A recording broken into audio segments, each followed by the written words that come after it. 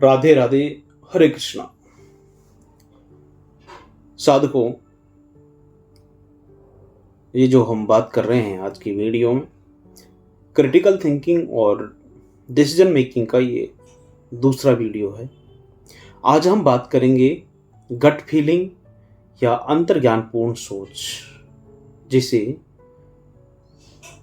Daniel kahneman ने अपनी प्रसिद्ध पुस्तक थिंकिंग फास्ट एंड स्लो में सिस्टम 1 के रूप में वर्णित किया है। और इसके साथ ही साथ हम श्रीमद् भागवत गीता का महत्व भी समझेंगे। इस वीडियो में हम समझेंगे कि सिस्टम 1 सोच क्या है, कैसे काम करती है, इसके लाभ और हानि क्या हैं, और इसे कब अपनाना और कब सवाल करना चाहिए। हम भारतीय धार्मिक ग्रंथों जैसे श्रीमद् भागवत गीता का भी संदर्भ लेंगे ताकि इस समझ को और भी गहरा बनाया जा सके। सिस्टम 1 क्या है? सिस्टम 1 सोच वह एक प्रकार की सोच है जो तेज, स्वचालित और सहज होती है, त्वरित गति से। बहुत सारे ऐसे डिसीजन होते हैं जो हमें इंस्टेंट लेने पड़ते हैं, बहुत टाइम नहीं होता हमारे पास।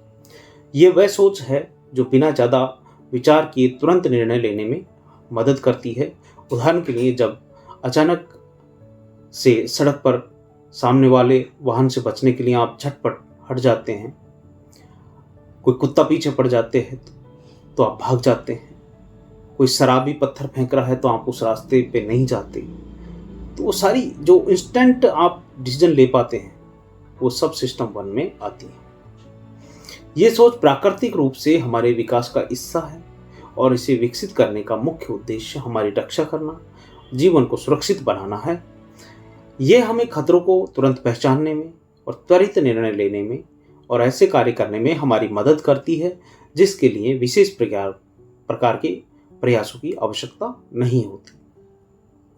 सिस्टम 1 की जो सोच है, इसका विकास हजारों सालों में हुआ और ये सोच हमारे पूर्वजों से विरासत में मिली। हमारे पूर्वजों को खतरों से बचने के लिए तेज निर्णय लेने की आवश्यकता थी, जैसे शिकारियों से बचने के लिए या फिर भोजन खोजने के लिए।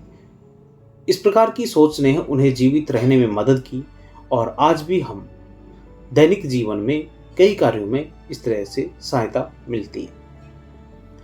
सिस्टम 1 जो सोच है, डैनियल kahneman ने, जो नोबेल पुरस्कार विजेता हैं, उन्होंने जो लिखा है, उसके लाभ क्या क्या है पहले हम ये देख लेते हैं। सिस्टम 1 का सबसे बड़ा लाभ है साधकों की, ये बहुत तेज है। हमें कुछ परिस्थितियों में तुरंत प्रतिक्रिया देने की आवश्यकता होती है, रिस्पॉन्स देने होते हैं, और सिस्टम 1 सोच हमें ये करने में सक्षम बनाती है। होता क्या है कि कई बार हम रिएक्ट कर जाते हैं, कई बार हम रिस्पॉन्स करते हैं। जो लोग सिस्टम 1 को अच्छे से समझते हैं वो रिस्पॉन्स करते हैं, रिएक्ट नहीं करते। रिएक्ट करने में कई बार लोग हमारा शोषण भी कर लेते हैं, कई बार हमारी जो नासमझी है उसका फायदा भी उठा लेते हैं। तो समझ लेते हैं। नंबर 1, फैमिलियर परिस्थितियों में निर्णय लेना होता है।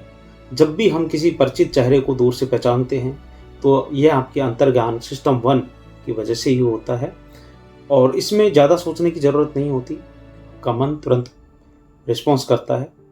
दूसरा है खतरे का तुरंत पता लगाना। जब आप सड़क पर गाड़ी चला रहे हो, अचानक कोई वाहन आपके सामने आ जाए तो आप तेज प्रतिक्रिया वाला जो सिस्टम 1 है, हमारे ब्रेन का जो सिस्टम 1 और सिस्टम 2 जो है, उसमें से सिस्टम 1 जो kahneman ने बताया है, उस सोच का ही परिणाम है कि हम तुरंत झटपट वहाँ से हट जाते हैं। ये हमें तत्काल निर्णय लेने और सुरक्षित रहने में मदद करता है। नंबर 3, विशेषज्ञता पर आधारित निर्णय। जब किसी क्षेत्र में वर्षों का अनुभव हो तो आपका अंतर्ज्ञान, इंट्यूशन, उस विषय में आपके त्वरित और सही निर्णय लेने में मदद करता है, लोगों को गाइड करने में मदद करता है। उदाहरण के लिए, आप एक अनुभवी डॉक्टर हैं तो रोगी के लक्षणों को देख करके बिना किसी गहन चिकित्सा के, जांच के निदान कर सकते हैं, क्योंकि उसका जो इंट्यूटिव समझ है, अंतर्ज्ञान और अनुभव जो है, वो उसे सही दिशा में ले जाता है। अब ऐसा नहीं है कि सारे इसके फायदे ही फायदे हैं, इसके कुछ नुकसान भी हो सकते हैं, उनको भी हम देख लेते हैं। तो सिस्टम 1 की हानियाँ क्या हैं? सिस्टम 1 सोच के कई फायदे हैं लेकिन इसके कुछ नुकसान भी हैं। ये सोच कई बार हमें भ्रमित कर सकती है, क्योंकि ये सोच बहुत ही त्वरित और स्वचालित होती है। इसमें हम कई बार तथ्यों और वास्तविकताओं की जांच के बिना ही निर्णय लेते हैं, जो गलत साबित हो सकते हैं। सिस्टम 1 की कुछ हानियां इस तरह हो सकती हैं कि नंबर 1, कोग्निटिव जो बाइसेस होते हैं हमारे लाइफ के, संज्ञानात्मक पूर्वाग्रह बोल सकते हैं हिंदी में। सिस्टम 1 की सोच के कारण कई बार हम कोग्निटिव बायस के शिकार हो जाते हैं। और कॉन्फिडेंस बायस यानी अति विश्वासपूर्ण पूर्वाग्रह में हम अपने निर्णय और क्षमताओं पर अत्यधिक भरोसा करने लगते हैं, भले ही हमारे पास पर्याप्त जानकारी हो या ना हो। इससे गलत निर्णय लेने की संभावना बढ़ जाती है। Number 2, availability heuristic. इसमें हम अपने उन तमाम घटनाओं को ज़्यादा महत्व देते हैं जो आसानी से याद रह जाती हैं या आ जाती हैं। उदाहरण के लिए, यदि आपने हाल ही में किसी सड़क दुर्घटना के बारे में सुना है, तो आपको लगेगा कि सड़क दुर्घटनाओं का बहुत ज़्यादा खतरा रहता है। भले ही वास्तविकता ऐसी नहीं हो, किसी खास रोड पे होती हो, किसी मोड़ पर होती हो, किसी पर्टिकुलर सिटी में होती हो, ऐसा नहीं है कि सब जगह इक्वल उसमें दुर्घटनाएं होती हों। भले ही वास्तविकता में ऐसा ना हो, ये सोच हमारे निर्णयों को कई बार गलत प्रभावित कर सकती है और हमें गलत निष्कर्षों पर पहुंचा सकती है। Number 3, anchoring effect. इसमें हम किसी भी प्रारंभिक जानकारी को अपने निर्णय का आधार बना लेते हैं और उसके बाद उसे बदलने में कठिनाई होती है। जैसे किसी वस्तु की कीमत देखते समय हम पहले दी गई कीमत को आधार बना लेते हैं और उसी के अनुसार निर्णय लेते हैं। ये हमें वस्तु की वास्तविक मूल्य समझने से रोक पाता है कई बार, और हम गलत परचेजिंग कर लेते हैं। अब जो श्रीमद् भगवत गीता है वो, और इंट्यूटिव जो हमारे डिसीजन मेकिंग पावर है या सोच 1 कह सकते हैं कहनमैन के अनुसार, इन दोनों का तालमेल करके समझते हैं कि भगवत गीता में भगवान श्री कृष्ण ने अर्जुन को जीवन के कठिन समय में सही मार्गदर्शन दिया। ये सबको पता है। अर्जुन भी महाभारत के युद्ध में दुविधा में थे और उन्हें समझ नहीं आ रहा था कि क्या सही है और क्या गलत। तब श्री कृष्ण ने उन्हें आत्मज्ञान और भक्ति का मार्ग दिखाया। भगवान श्री कृष्ण ने अर्जुन को ये सिखाया कि अपने अंतर्ज्ञान पर विश्वास करना चाहिए, लेकिन साथ ही साथ हमें विवेकपूर्ण निर्णय भी लेने चाहिए। गीता में भगवान कृष्ण ने कहा है, योगस्थः कुरु कर्माणि संगम त्यक्त्वा धनंजय सिद्ध सिद्ध्यो समभूत्वा समत्वम योग उच्यते। मतलब कि योग में स्थिर होकर कर्म करो और फल की आसक्ति को त्याग दो। सफलता और असफलता में सम रहना ही योग है। ये श्लोक हमें सिखाता है कि हमें अपने अंतर्ज्ञान ज्ञान के साथ साथ विवेकपूर्ण चिंतन करना चाहिए और कर्तव्यों का पालन करते रहना चाहिए, लेकिन उसके परिणाम की चिंता किए बिना। दूसरा, हम ये समझ सकते हैं कि श्रीमद् भगवत गीता ज्ञान हमें ये सिखाता है कि हमारे जीवन में इंट्यूटिव जो समझ है, अंतर्ज्ञान जो है, और विवेकपूर्ण चिंतन, दोनों का संतुलन होना बहुत जरूरी है। अंतर्ज्ञान हमें त्वरित इंस्टेंट निर्णय लेने में मदद तो करता है, लेकिन जब भी कोई बड़ा और महत्वपूर्ण निर्णय लेना हो, तब हमें अपने विवेक और विचार का सहारा लेना चाहिए। अर्जुन की तरह जब हम किसी भी कठिन परिस्थिति में फंसते हैं, तब हमें अपने अंतर्ज्ञान और विवेक दोनों का उपयोग करना चाहिए। भगवान श्री कृष्ण ने अर्जुन को सिखाया कि किसी भी परिस्थिति में शांति और आत्म जागरूकता को बनाए रखना बहुत महत्वपूर्ण है।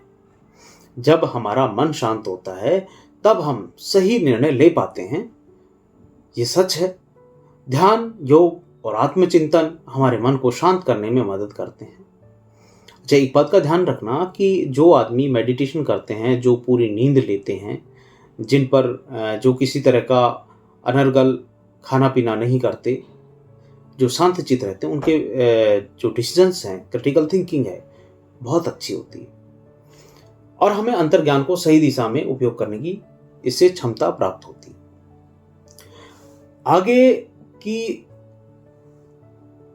कब भरोसा करें अपने अंतर्ज्ञान पर, यानी जो इंट्यूटिव जो समझ है, हमारे अंदर का सिक्स सेंस जो कहता है कई बार कि ये करें या ना करें, उस पर कब भरोसा करें। तो साधकों, समझने के लिए कुछ बिंदुओं को ध्यान दें। पहली चीज, परिचित परिस्थितियां। जब आप किसी भी ऐसी स्थिति का सामना कर रहे हैं जिसमें आपको अनुभव है, तब अपने अंतर्ज्ञान पर भरोसा करना फायदेमंद हो सकता है। जो चीजें आपने फेस कर रखी हो, जिनको आपको पता है, तभी आपके लिए फायदेमंद है। दूसरा, तत्काल प्रतिक्रिया की आवश्यकता। यदि कोई स्थिति ऐसी है जिसमें आपको तुरंत प्रतिक्रिया देनी है, जैसे कोई आपातकालीन स्थिति, तब सिस्टम 1 सोच आपकी मदद कर सकती है। यह आपको त्वरित निर्णय लेने में, आपकी प्रतिक्रिया देने में सक्षम बनाती है। नंबर 3 है, भावनात्मक प्रभाव से बचें, यानी कि इमोशनल जो इफेक्ट है उससे बचें। यदि आप देख रहे हैं कि आपका जो इंट्यूटिव समझ जो है, सिक्स सेंस जो है, भावनाओं से प्रभावित हो रहा है, तो थोड़ा रुक कर विचार करें। जैसे कि निवेश का समय हो, कई बार ऐसे एप्लीकेशंस या एडवर्टीजमेंट होते हैं कि आपको तुरंत कुछ करने के लिए मजबूर करते हैं, लेकिन ऐसे समय पर आप थोड़ा धैर्य से काम लें। अगर आपका इंट्यूटिव जो समझ है, अंदर की जो समझ है, अंतर्ज्ञान जो है, सिक्स सेंस जो है, आपको कहता है कि आपको तुरंत निवेश करना चाहिए, तो हो सकता है कि यह आपके डर या लालच से प्रेरित हो। ऐसे समय में सिस्टम टू की जो समझ है, उसका उपयोग करके तथ्यों और आंकड़ों का विश्लेषण करना ज़्यादा समझदारी भरा डिसीजन हो सकता है। अब श्रीमद् भगवत गीता हमें सिखाती है कि जीवन में संतुलन बनाए रखना कितना महत्वपूर्ण है। भगवान श्री कृष्ण ने अर्जुन को जो ज्ञान दिया, वह हमें सिखाता है कि अंतर्ज्ञान, सिक्स सेंस जो है, और विवेकपूर्ण चिंतन का संतुलन हमें सही दिशा में ले जाता है। आत्म साक्षात्कार का अर्थ है अपने सच्चे स्वरूप को पहचानना और अपने मन की शांति को बनाए रखना। जब हम अपने मन को शांत रखते हैं और ईश्वर में विश्वास रखते हैं, तब हमें सही निर्णय लेने की शक्ति मिलती है। अंतर्ज्ञान और विवेकपूर्ण चिंतन दोनों का हमारे जीवन में बहुत महत्वपूर्ण स्थान है। सिस्टम 1 सोच हमें त्वरित निर्णय लेने में मदद करती है, लेकिन हमें ये समझना चाहिए कि कब इसे अपनाना और कब इसके बारे में सवाल करना जरूरी है। जैसे भगवान श्री कृष्ण ने अर्जुन को सिखाया था, हमें अपने अंतर्ज्ञान का उपयोग करना चाहिए, लेकिन विवेकपूर्ण सोच के साथ संतुलन बनाए रखना चाहिए। ध्यान, योग और आत्मचिंतन के माध्यम से हम अपनी सोच को बेहतर बना सकते हैं और सही निर्णय ले सकते हैं। आज हमने बात की इंट्यूटिव थिंकिंग की, क्रिटिकल थिंकिंग की और डिसीजन मेकिंग के दूसरे वीडियो में। आगे हम इसी तरह और यानी कि थिंकिंग 2 के बारे में, सिस्टम 2 के बारे में बात करेंगे और तमाम तरह के वीडियोज़ के बारे में बात करेंगे। आज के लिए इतना ही। हरे कृष्णा, राधे राधे।